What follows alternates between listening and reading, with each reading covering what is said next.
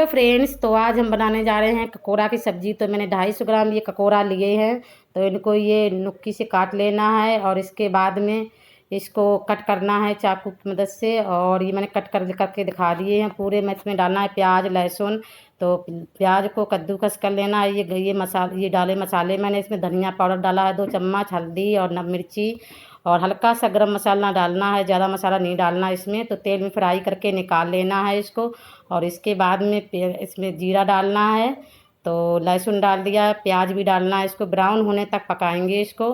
और इसके बाद में डाल देना है इसमें जो मैंने मसाले का घोल बनाया हुआ था वो डाल देना है इसमें। तो तेल जब तक ना छोड़े तब तक इसको पकाना है। और इसमें कलर मिर्ची ऐड कर देनी है और नमक स्वादानुसार डालना है। तो ये मैं बना के दिखा रही हूँ। इसमें डाल देने हैं ककोड़े। अगर आलू भी डालना है तो आलू भी डाल सकते हो। तो पानी मैंने डाल दिया इसमें, ग्रेवी वाले बनाए हुए हैं अच्छे। तो इस देखो बन के रेडी हो गए। अगर मेरी वीडियो अच्छी लग रही हो तो लाइक एंड सब्सक्राइब जरूर कर देना। नए हैं चैनल पर तो सब्सक्राइब जरूर कर देना। Thank you.